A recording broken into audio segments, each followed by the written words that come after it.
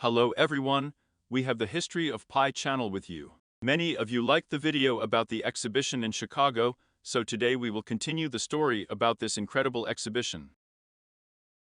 The first part is in the description under the video, so let's get started. The end of the 19th century, the population of the United States is 65 million people.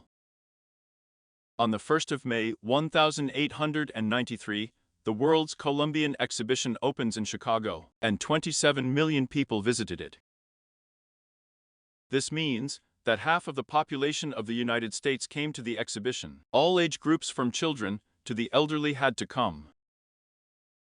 Let's look at the photos from the opening of the exhibition. I didn't find a single elderly person in this photo. There is only one child sitting on the roof of the car. The next photo. We see mostly young men, very few women, only one elderly person standing in the center. It's kind of strange that we see mostly young men. There are many more people, but it is impossible to determine their age. Only small children are not visible. In this photo, we see a lot of women and men. There are no old people, there is only one boy. The World's Fair opened in May, but people are very warmly dressed for May. Okay, let's leave the children and the elderly alone for now. Maybe I'm looking for them in vain. After all, it was a world exhibition, so there should be a lot of foreign tourists at it, and probably it was young people from Europe. At the end of the 19th century, there were no flights between the continents, so tourists from Europe could arrive at the exhibition only by sea. Let's look at the volume of passenger traffic at the end of the 19th century. We have an interesting document telling about passenger transportation from Europe to America in the period from 1890 to 1914 year. Link in the description.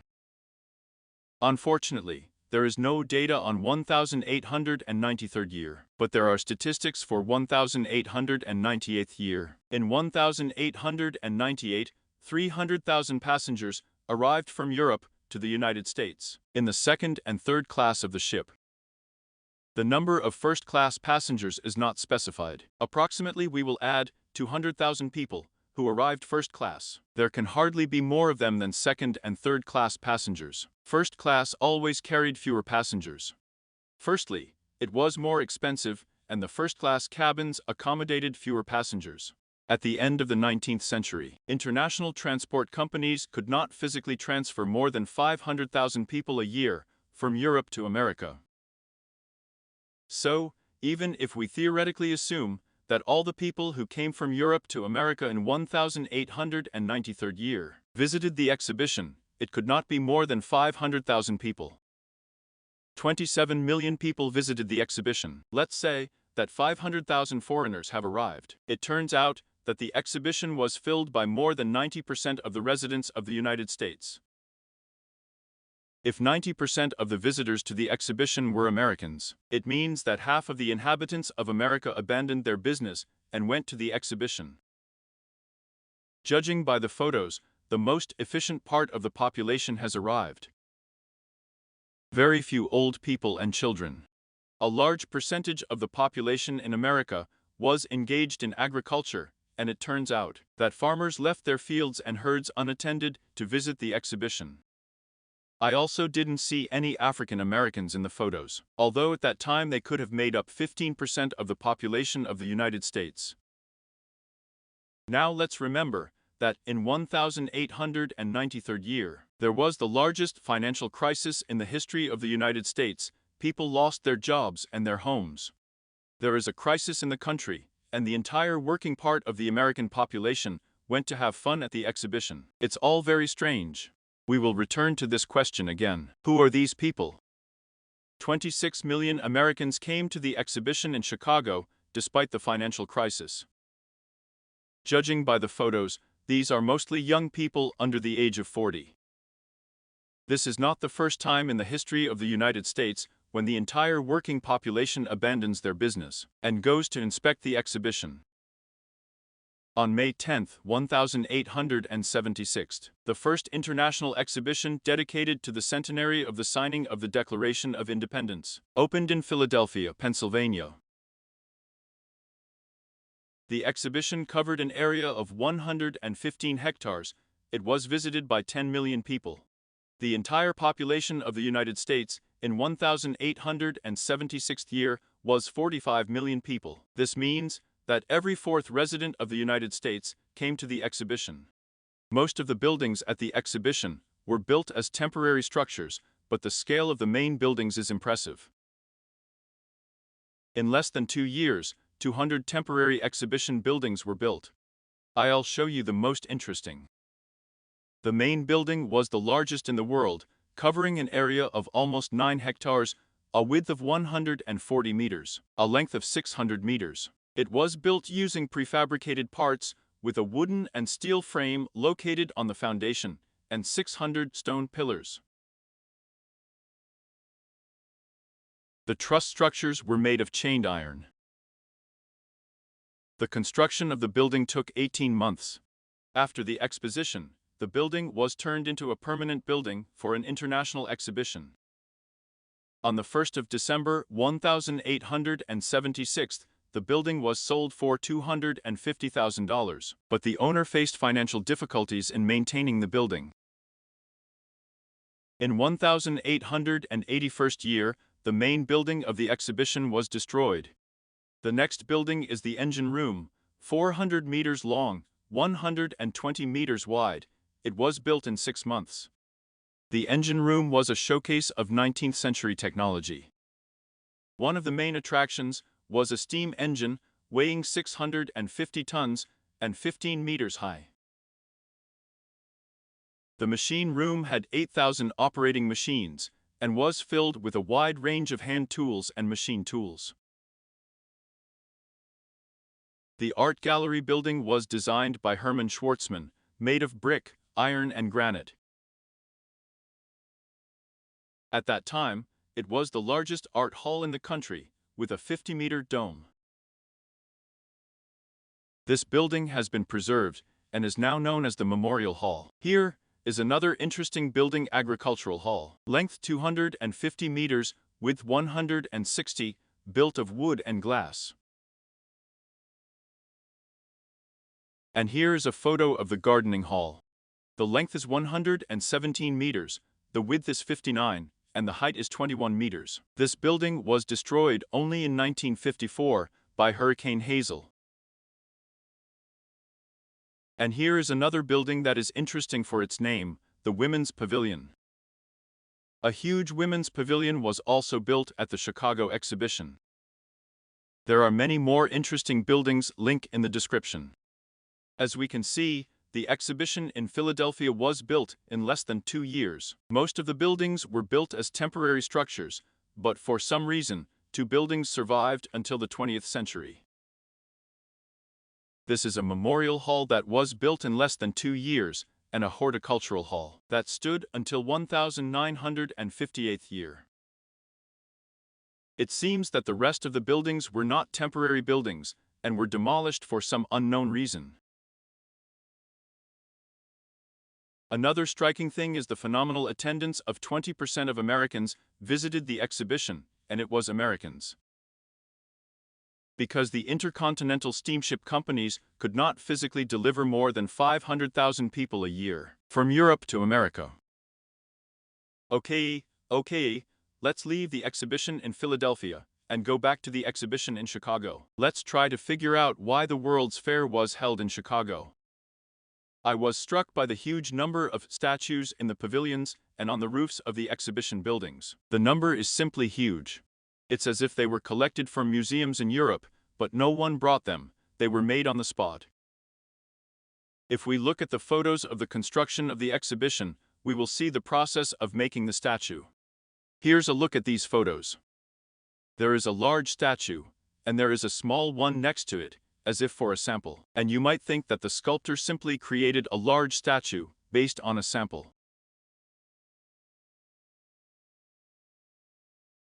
But if we look at the photos from the World's Fair in Louisiana, which was held in 1904 year, This is also a very interesting exhibition. It deserves a separate video.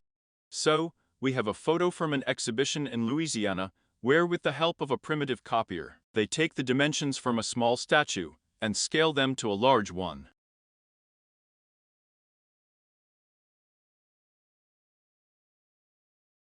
Here we see a sculptor standing proudly. On the left, we have a smaller copy of this large composition. But we have moldings cast in molds. But in this photo, there is a masterpiece in general, something similar to the Atlantans in the Hermitage. Look at how the veins on the foot are drawn. Nearby, there is a small copy of the giant, from which all sizes were somehow transferred. It's just that hundreds of blanks are cast in plaster. If we go back to this photo again, we will see that at the end of the 19th century, they could easily make copies of small figures with size scaling. So let's go back to the Chicago exhibition. Again, we see a large statue, and there is a small copy next to it. We see that at the end of the 19th century, copies of very complex sculptures were easily made. To do this, we used a special material called personnel. It is a kind of artificial stone used to cover and decorate temporary buildings. The staff is mostly made of powdered gypsum with a little cement, glycerin and dextrin mixed with water, until it becomes about as thick as molasses.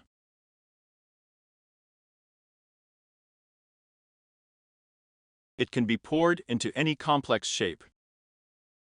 Its natural color is cloudy white, but it can be made to look like any stone. The staff was invented in France in 1876 year. It was widely used in the construction of exhibition buildings in Chicago, at the exhibitions of Omaha and Buffalo, as well as in Louisiana in 1904 year. The exhibition in Chicago clearly shows how easy it is to copy ancient statues.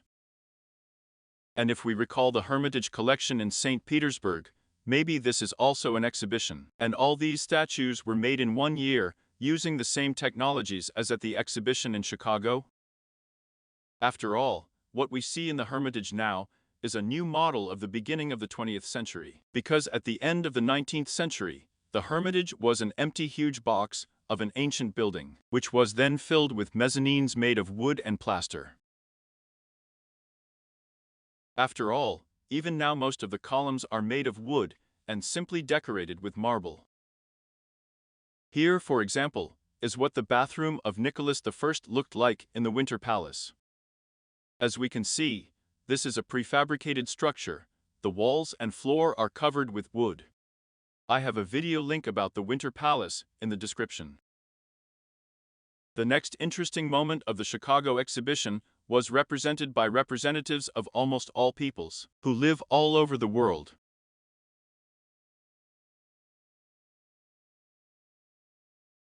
Look at the faces of the Americans, they seem to be in class.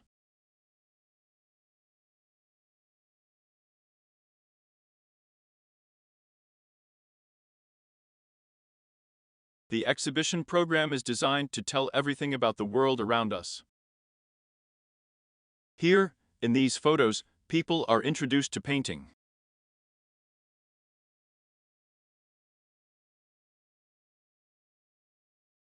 And here, they show the history of the Indians.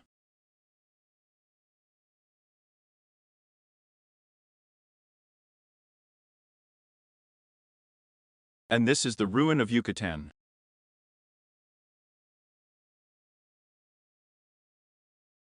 The exposition in the Women's Pavilion is again very similar to an educational project. It's as if they were taught here how to properly care for children.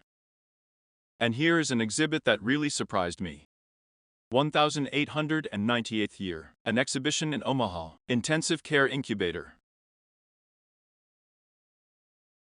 I thought it was an invention of the 20th century, but it turns out it was invented back in 1891 year. So, Judging by all the exhibits of the Chicago World's Fair and other similar exhibitions, it doesn't look like an entertainment event anymore. It looks like a place that shapes the human worldview. It is as if new members of society are told about the achievements of science and technology, about other countries and peoples, are introduced to painting, and also taught how to treat young children. It is as if a new world is being opened here, for people who know nothing, and even a symbol of this new world has been invented.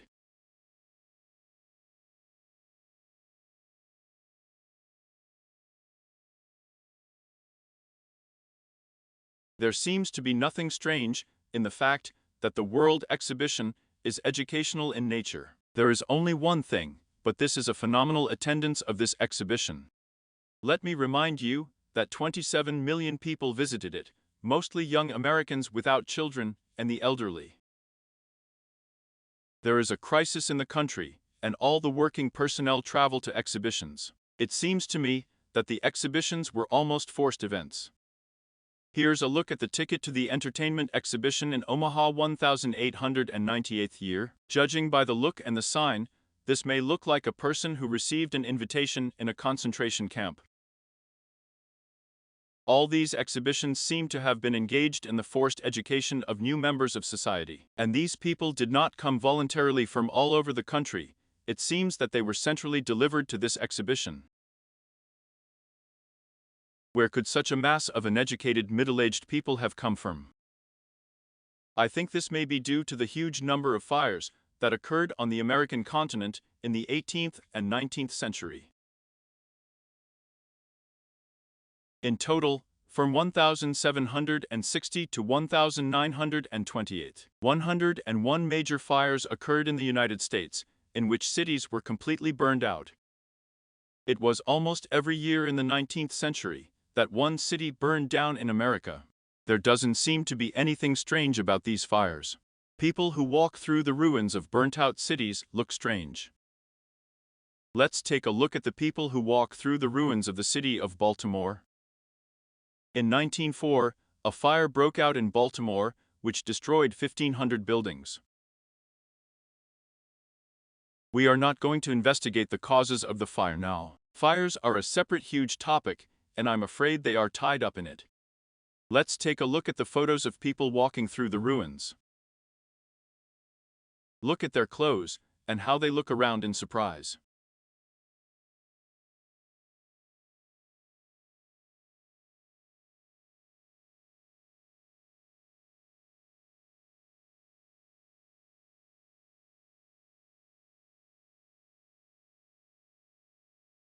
And this is the Chicago fire of 1871. Most of the city burned down. And here we have people walking again. People who just curiously inspect the ruins.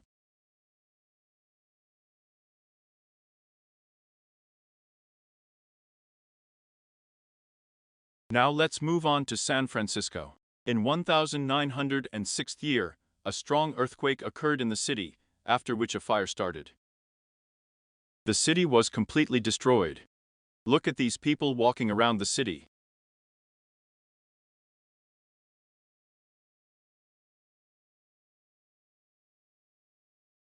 It's like a group of tourists found something interesting here.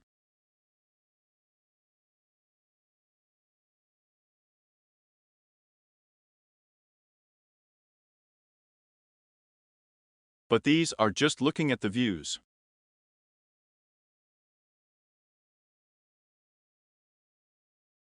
And here are the souvenir hunters.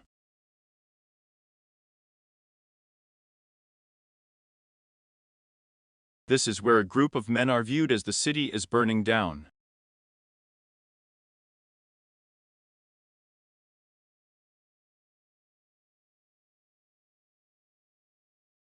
And this is my favorite photo.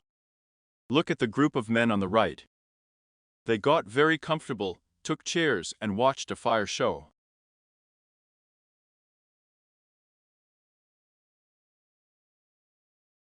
All these people have little resemblance to the inhabitants of the city. It feels like they have only recently been brought in, and are just being given a chance to get acquainted with the new destroyed territories.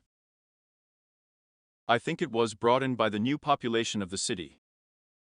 I do not know where these people are from. Maybe they are residents of other destroyed American cities whose memory has been erased. A video about this will be in the description. And interestingly, there are always a lot of middle-aged men and women in the ruins of American cities, almost always in dark clothes, but very few small children. And that's weird too.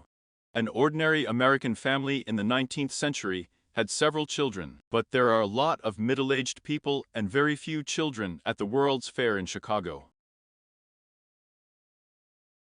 Middle-aged people are walking on the ruins of American cities, and again, there are almost no children. And these strange stories about orphan trains, watch the video below the video. It is very strange that tens of thousands of orphans were brought centrally to America. So I think that American fires and world exhibitions are links in the same chain of people who do not understand what is happening around them or do not remember anything from their past, were centrally brought to exhibitions by millions where they were given complete information about the world around them, imposed on them the necessary past, told about the achievements of technology, and even how to care for small children.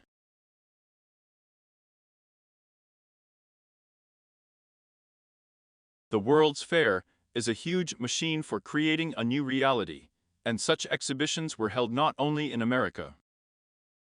You just compare those who walk through the ruins of cities and visitors to exhibitions. It seems to me that these are the same people. That's it. Watch my channel.